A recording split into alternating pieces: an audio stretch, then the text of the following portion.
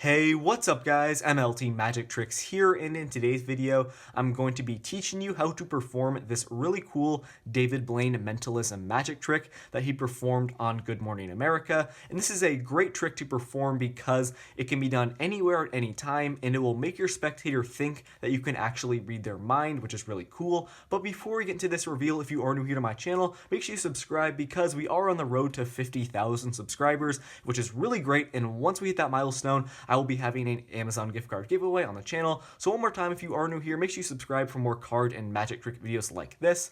But anyways, guys, let's get right into this reveal. So I'm first going to start off by explaining what David Blaine did and, basically the steps of this trick. And then I will get into the more specifics of how it works and give you guys some tips about how to perform this trick yourselves. So basically what David Blaine did was he had his spectators think of a dessert food, something they would eat at home. He had them take the last letter of that dessert and think of a U.S. president whose last name begins with that letter.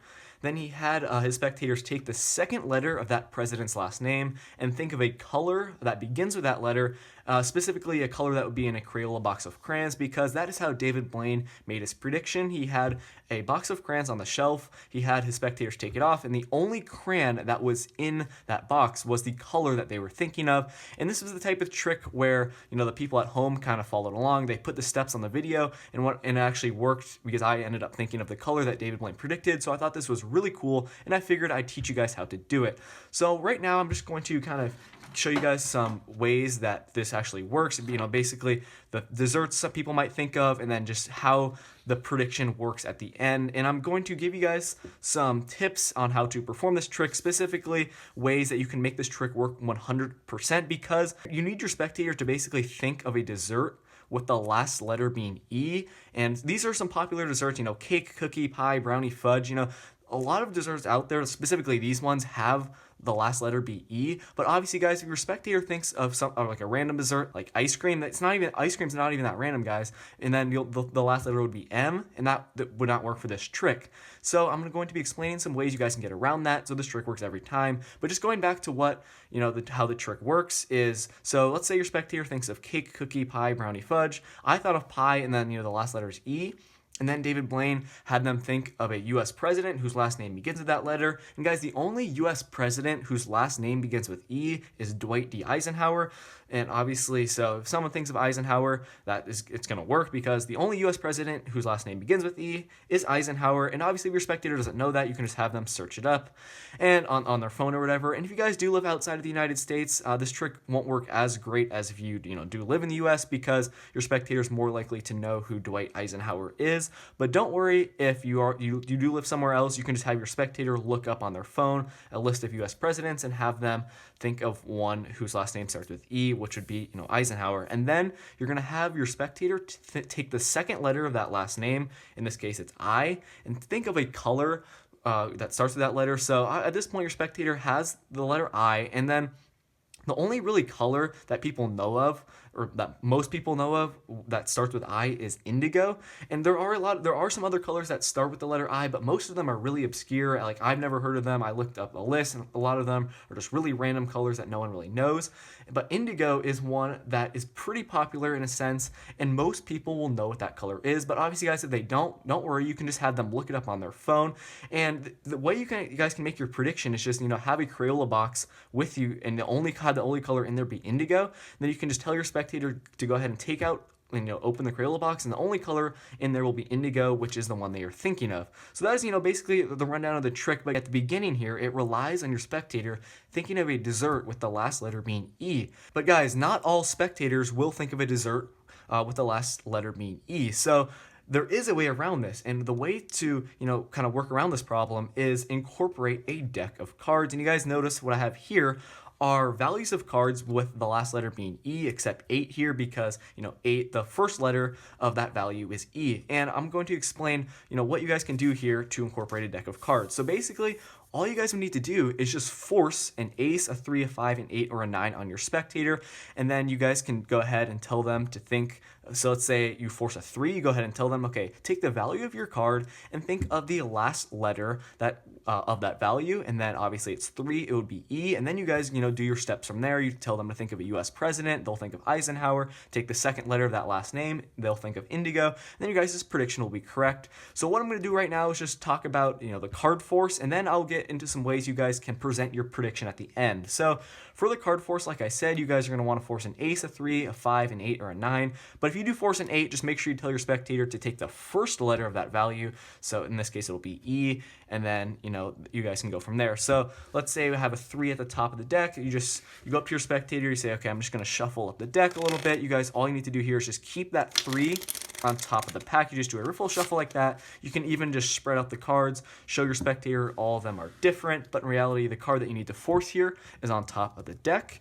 You guys can do any force you want to. I like to do the slip force. Your spectator call stop anywhere. You go ahead and lift up. You're applying pressure here with your 3 fingers. And if you guys want a more in-depth tutorial on this card force, I'll leave a link on the screen right now, but it's actually pretty easy. So you come over with the other hand, you slide off that top card. Remember, guys, you're applying pressure with these 3 fingers. Your spectator call stop anywhere. You do it really quickly and tell them to take their card. And obviously, you did just force this card, but your spectator does not know that. So at this point, their card is the 3 of hearts. So then you can tell them, okay, take the value of your card and think of the last letter of that value. And just so they don't get confused or anything, just kind of give a little example. So just say, okay, if your card is the 2 of hearts, that the value is 2, the last letter is O. Just so your spectator knows what you're talking about, they'll know, okay, their card is a 3, they'll think of E, then you guys say your steps from there, and then you guys will predict indigo, correctly at the end.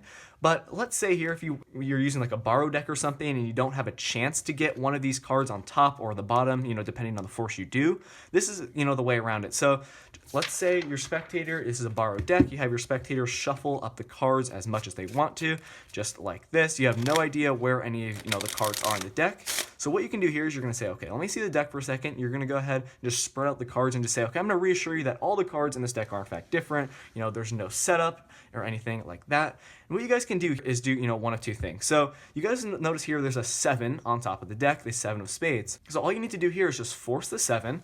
So let's say, you do your slip force, your spectator call stop anywhere. And you guys are going to do your force really clean, so there's no way they know you forced a card. So obviously, guys, this is a 7. So what you can do here is kind of adapt in a way. You can just tell your spectator, okay, take the value of your card and think of the second letter of that value. And guys, it will be E because 7, the second letter in 7 is E, and then you just go from there. So that's a way you can do it. You can kind of adapt to whatever card is on top. But let's say you have like a king or something like that on top where you cannot really force the letter E or anything like that. What you can do here is you spread out the cards.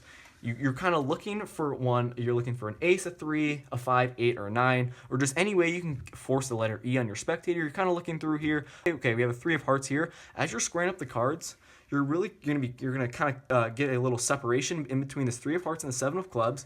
And all you're gonna do here is just bring casually, guys, make it as quick as possible. Just make your spectator think you're just squaring up the cards. You just bring this 3 right to the top like that. You just do, a quick riffle shuffle. Just tell your spectator, okay, you're going to mix up the cards one more time. That 3 is on top. And just like that, you have a 3 on top. Then you guys force the letter E onto your spectator by having them think of the last letter of that value.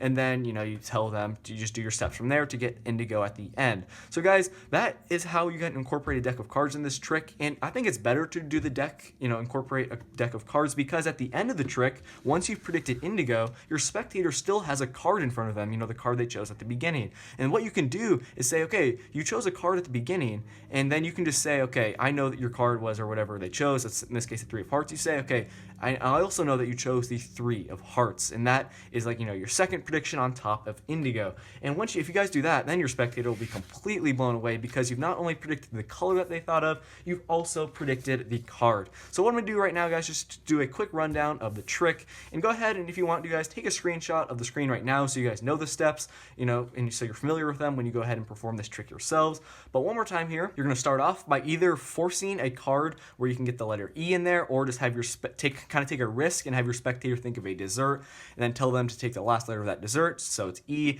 Then you tell them to pick a U.S. president whose last name begins with that letter. The only U.S. president whose last name begins with the letter E is Eisenhower, and then you tell them to take the second letter of that president's last name. And, most spectators, guys, this is also kind of a risk here. Most people will think of indigo, and even if they don't, think of indigo right away, you go ahead and tell them to look it up on their phone, and then they will see the color indigo. You can, even to make it more specific, just say, okay, look up colors in a Crayola box of crayons, and there's really only I believe there's 2 colors. There's like indigo and some other kind of obscure color that starts with the letter I. So guys, basically I'd say like 90% of the time your spectator, or even more than that, is going to think of indigo at the end. And then you will make your prediction. And guys, what I'm gonna do right now finally is just talk about how you can present your prediction. So what you can do is just have a piece of paper. You can have like indigo written on like a note card or something. You fold it up and say, okay, my prediction is going to be here. I'm not going to do anything with it throughout the trick. And then once your spectator says their color that they think of at the end, you have them open up your prediction that has been on the table the entire time, and they will see that you correctly predicted indigo. Then if you guys, incorporated your deck of cards, you can go also say the card that you forced at the beginning, and your spectator will have absolutely no idea how you performed this trick. So guys, that is going to do it for this video. I hope everything I explained on this one made sense for you guys. Let me know if you have any questions in the comment section below. And if you are new here to the channel, make sure you subscribe. And if you like the video, leave it a thumbs up. Thank you so much for watching, and I will see you guys in my next one. Peace out.